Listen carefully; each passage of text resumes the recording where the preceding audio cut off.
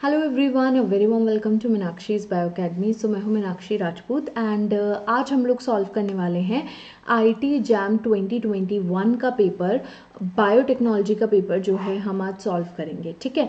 And one more thing कि अब मैं आपको before your exam I will try कि मैं आपको 5 जो लास्ट 5 ईयर्स के जो पेपर्स हैं वो मैं आपको सॉल्व करा लूँ, जिससे कि अगर आप क्विकली मेरे वीडियोज़ को गो थ्रू हो जाएंगे तो आपको ये आइडिया लग जाएगा कि किस तरह के क्वेश्चंस जो हैं एग्जाम में आ रहे हैं, फ्रीक्वेंटली आस्क्ड क्वेश्चंस क्या हैं, ठीक है। तो मैं वीडियो को जितना ही शॉर्ट रख सकती हूँ उतना मैं शॉर्ट रखूँगी, ओके। सो अगर आप लोग को वीडियो अच्छा लगता है तो प्लीज़ बच्चे लाइक कर दीजिएगा एंड शेयर कर दीजिएगा एंड चैनल को भी सब्सक्राइब कर लीजिएगा अगर फर्स्ट टाइम आए हैं, ओके। एंड ये जो है मेरा इंस्टाग्राम हैंडल है and this is my Instagram Telegram channel, right, Meenakshi's bio academy, जिसमें आपको सारा नोट्स एंड कंटेंट जो है वो मिल जाता है, ओके। चलिए, सो क्वेश्चन पेपर सॉल्व करते हैं हम। सो फर्स्ट क्वेश्चन क्या बोलता है, if the blood groups of mother and father is AB and O respectively, what are the blood group possible for their child, right. अगर mother और father का ये है, राइट, तो यहाँ पर क्या हो सकता है, blood group IA, blood group possible हो सकता है, ठीक है। Again A blood group possible हो सकता है, और क्या ब्लड ग्रुप पॉसिबल हो सकता है, B ब्लड ग्रुप पॉसिबल हो सकता है ना। तो यहाँ पे सिर्फ हमारे पास में 2 ही ब्लड ग्रुप आ रहे हैं, A blood group and B blood group. तो दोनों में से क्या यहाँ पे आंसर क्या हो जाएगा हमारा, C is the correct answer, ठीक है। Next question, which one of the following features distinguishes between gymnosperms and angiosperms? So the distinguishing features between the gymnosperms and the angiosperm is the seed cover. All right. चलिए, next question, ecosystem ecology is the study of. So ecosystem जो होता है जिसके अंदर क्या कर रहे होते हैं कि जो बायोटिक फैक्टर्स के बीच में इंटरेक्शन हो रही होती है, जब हम उस इंटरेक्शन की स्टडी करते हैं तो दैट इज इकोसिस्टम इकोलॉजी, ठीक है। So interaction among the biotic and the biotic components और factors, that is the ecosystems ecology, okay. Next, bacterial strains that do not grow in the absence of a specific nutrient, right। मतलब कि अगर कोई specific nutrient नहीं है, let's say कि कोई amino acid है, कोई बैक्टीरिया जो है, एक बैक्टीरिया है ये बेचारा जो है ये लेट्स से कि वैलिन जो है ये बना नहीं पा रहा है, ठीक है। जब तक ये वैलिन नहीं बना पाएगा ये ग्रो नहीं कर पाएगा वैलिन डेफिशिएंट मीडिया में। तो मुझे क्या करना पड़ेगा, इस मीडिया के अंदर जब तक मैं वैलिन नहीं ऐड करूंगी तब तक ये यहाँ पे ग्रो नहीं कर पाएगा, ठीक है। सो ऐसे मीडिया जिनको क्या चाहिए होती है, कोई स्पेसिफिक न्यूट्रिएंट की एब्सेंस में अगर ये ग्रोथ नहीं कर पा रहे हैं तो ऐसे को हम क्या बोलते हैं, ऑक्सोट्रॉफ्स बोलते हैं, क्लियर है, ऑक्सोट्रॉफ्स। The type of the immunological protection provided by plasma therapy is, okay, so we have 2 types of immunity, one is active immunity और एक होती है हमारे पास में पैसिव इम्यूनिटी, ठीक है। सो एक्टिव इम्यूनिटी क्या होती है, जो हमारे अंदर कैसे आ रही है, जो कि हमारी बॉडी जब क्या होती है खुद ही लड़ती है, कोई भी आपकी बॉडी इन्फेक्ट हो गई, मान लो कोई भी पैथोजन आपकी बॉडी के अंदर एंटर कर गया और आपकी बॉडी उसके अगेंस्ट फाइट कर रही है एंड इम्यूनिटी जो जनरेट कर रही है, that immunity is active immunity. जैसे कि मान लो कि आपको कोई भी इन्फेक्शन हुआ है ना, कोई भी वायरल इन्फेक्शन हुआ, आपकी बॉडी ने क्या करा, उस वायरस के अगेंस्ट लड़ाई करी एंड उसके अगेंस्ट एंटीबॉडी बनाई आपकी बॉडी ने खुद, that is active immunity, that is natural active immunity, ठीक है। वो क्या है, नेचुरल एक्टिव इम्यूनिटी है। अब वहीं पे अगर मैं आर्टिफिशियल एक्टिव इम्यूनिटी की बात करूँ तो उसमें क्या है कि आप क्या कर रहे हो कि आपको मान लो मैंने वैक्सीन दी, तो वैक्सीन के अंदर मान लो हीट किल थी या एटीनुएटेड थी, जो भी था, उसकी वजह से वो वायरस का कंपोनेंट आपकी बॉडी के अंदर गया और आपकी बॉडी ने खुद ने उसके अगेंस्ट इम्यून रिस्पॉन्स जनरेट करके एंटीबॉडी बनाई है, ठीक है। सो that is artificially active, but आपकी बॉडी खुद लड़ी ना उसके अगेंस्ट, आपकी बॉडी ने खुद इम्यूनिटी जनरेट करी है, सो इसीलिए वो आर्टिफिशियली एक्टिव है। देन पैसिव के अंदर क्या होता है कि भाई हम बनी बनाई एंटीबॉडी एक इंडिविजुअल से दूसरे इंडिविजुअल को दे देते हैं, दैट इज पैसिव, कि आपको कुछ नहीं करना, आपकी बॉडी नहीं बना रही है, आप डायरेक्टली ले रहे हो बाहर से एक दूसरे इंडिविजुअल से। तो इसके अंदर भी क्या होता है बच्चों, नेचुरल पैसिव होता है, ठीक है। सो नेचुरल पैसिव में क्या होता है कि आपने जैसे कि मदर से बेबी के अंदर, फीटस के अंदर जो जा रही, मदर से जो फीटस के अंदर जो जा रही है, that is the natural passive immunity. अब आर्टिफिशियल पैसिव क्या होती है कि आप किसी से प्लाज्मा ले रहे हो, प्लाज्मा के अंदर जो है आपकी ऑलरेडी प्रेजेंट होती है एंटीबॉडीज, राइट। तो आप अगर उसे ले रहे हो, एक इंडिविजुअल से प्लाज्मा दूसरे इंडिविजुअल में डाल रहे हो जिससे कि उसके बनी बनाई एंटीबॉडीज उसे मिल जाए, so that is the artificially passive. तो plasma therapy is artificial passive. Okay, next question is which one of the following components of the bacterial cells act as endotoxin? Okay, सो यहाँ पे जो एंडोटॉक्सिन जो होता है वो होता है आपका ग्राम नेगेटिव, ठीक है। ग्राम नेगेटिव की जो आउटर लेयर होती है उसमें लाइपोपॉलीसेकेराइड LPS प्रेजेंट होता है, जो कि क्या करता है, एक्ट करता है एज एंडोटॉक्सिन। ओके, सो ये क्वेश्चन एक बार समझेंगे। एक जेनेटिक क्रॉस किया बिटवीन द प्लांट्स जिसके अंदर क्या है, वायलेट फ्लावर्स हैं एंड ग्रीन सीड्स हैं, okay, and white flower and yellow seeds के प्लांट के बीच में क्रॉस हुआ है। The following phenotypic distribution was obtain. F2 generation में हमें ये जो है ये मिली है, और अज्यूम करते हैं कि ये जो दोनों पेरेंट्स है this one and this one, ये क्या है, ट्रू ब्रीडिंग है, ठीक है। सो जब इनका F1 जनरेशन आई होगी, वो ये F1 जनरेशन आई होगी, इसके बीच में क्या हुआ है, सेल्फ क्रॉस हुआ है और हमें क्या मिला है, ये प्रोजेनीज मिले हैं। जब हम नॉर्मली डाइहाइब्रिड क्रॉस देखते हैं तो जब F1 के बीच में जो होती है सेल्फिंग होती है, राइट, तो हमें जो F2 जनरेशन मिलती है वो हमें मिलती है 9:3:3:1 के रेशियो में। उसके हिसाब से हमारे पास में क्या प्रोडक्ट आना चाहिए था, वायलेट एंड ग्रीन, ठीक है। यहाँ पे आना चाहिए था वायलेट एंड येलो, और क्या होना चाहिए था, white and green and white and yellow, ठीक है, ये होना चाहिए था। बट हमें क्या प्रोपोर्शन मिल रहा है, अगर हम इसे देखते हैं 2:3:4:0 प्लांट्स वायलेट एंड ग्रीन है, यहाँ पे वायलेट एंड येलो जो है वो 47 है, फिर हमारे वाइट एंड ग्रीन जो है वो हमारे क्या है, अगेन आपके 43 है, एंड जो हमारे सबसे कम होने चाहिए थे, राइट, दैट इज आपके व्हाइट एंड येलो, वो हमारे 770 है। तो कहीं से भी ये रेशियो मुझे 9:3:3:1 का नहीं दिख रहा है। तो अब क्वेश्चन देखते हैं, which one of the following interpretation explain the above phenotypic distribution. Same gene control both flower and seed color? No, there are two different genes.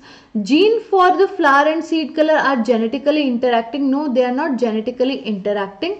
Genes for the flower and seed color are present on the same chromosome. Yes.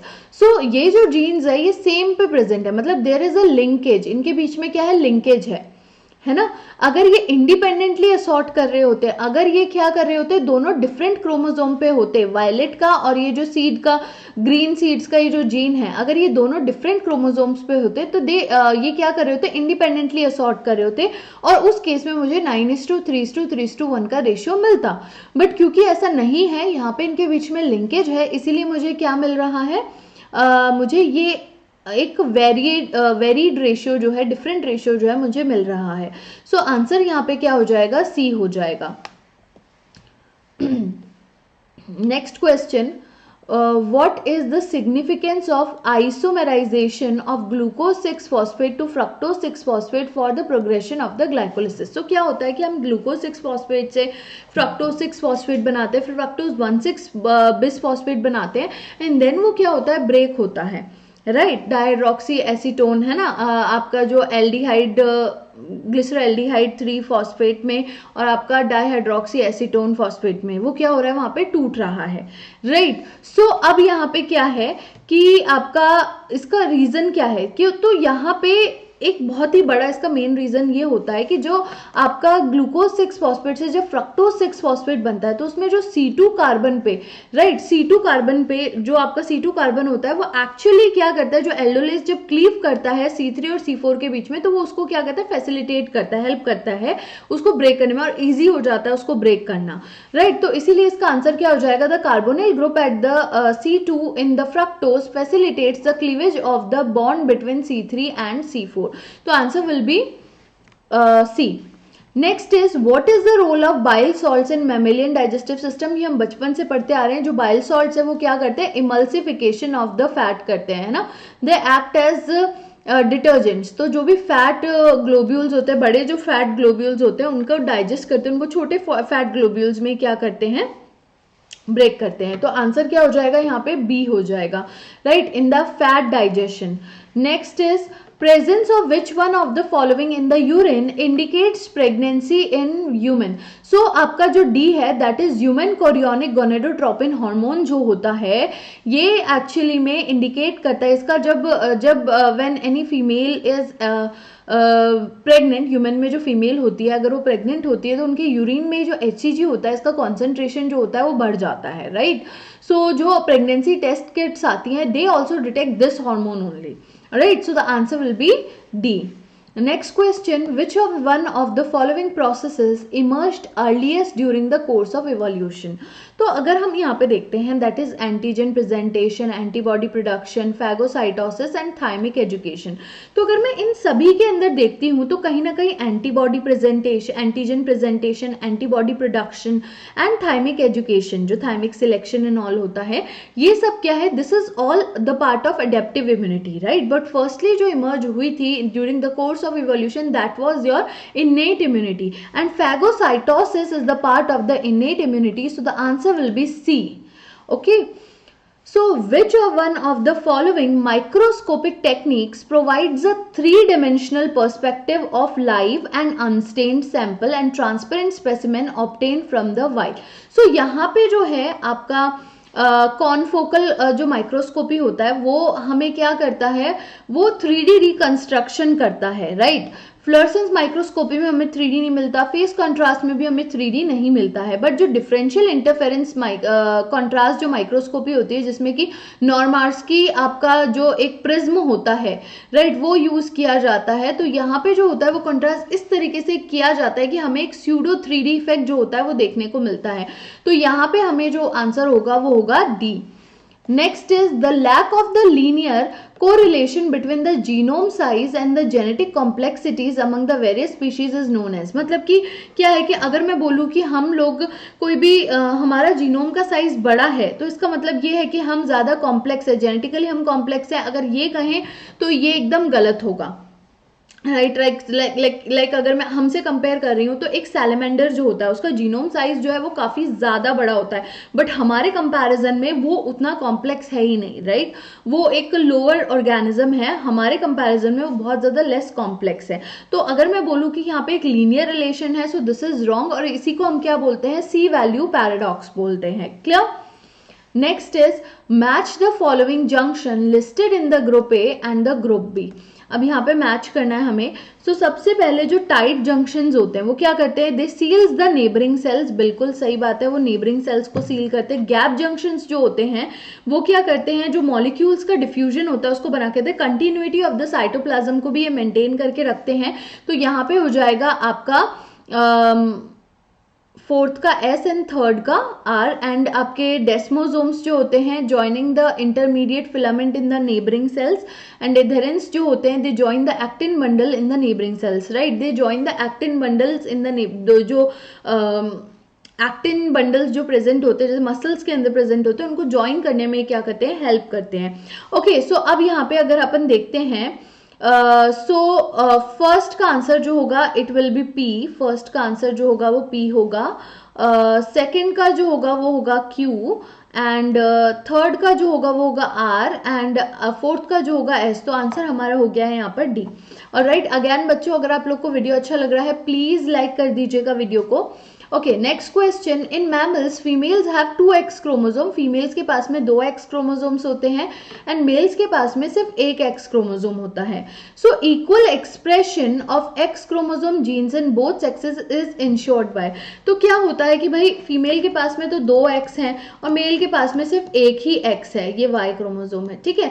सो अब इसके अंदर क्या है, तो female के अंदर जो x का एक्सप्रेशन है उसका प्रोडक्ट जो है वो ज्यादा बनेगा, राइट। तो अब मुझे क्या करना है, दोनों के अंदर जो एक्सप्रेशन है मेल एंड फीमेल के अंदर वो बराबर रखना है। तो कई बार क्या होता है कि फीमेल के अंदर क्या होता है कि एक एक्स क्रोमोसोम इनएक्टिवेट हो जाता है, ठीक है, तो जिसकी वजह से दोनों मेल एंड फीमेल के अंदर जो एक्सप्रेशन होता है वो बराबर रहता है। कई बार क्या होता है कि मेल का जो एक्स क्रोमोसोम जो होता है वो हाइपर एक्टिव ओवर एक्सप्रेस होता है, जिसकी वजह से दोनों के अंदर क्या होता है, एक्सप्रेशन बराबर होता है। सो ये हम इंश्योर कर सकते हैं use by the dosage compensation. This is the dosage compensation. या तो फीमेल का एक एक्स क्रोमोसोम इनएक्टिवेट हो जाए या मेल का एक्स क्रोमोसोम ओवर एक्सप्रेस हो, हाइपर एक्टिव हो। ठीक है, for more such videos please subscribe my channel. And अगर वीडियो अच्छा लगा है तो लाइक कर दीजिएगा। ये मेरा इंस्टाग्राम हैंडल है जिसमें आप मुझे फॉलो कर सकते हैं। And this is my Telegram channel जहाँ पे मैं सारे नोट्स एंड जो भी अपडेट्स होते हैं वहाँ पे आपको देती रहती हूँ। Thank you so much everyone and all the best for your exam. Thank you.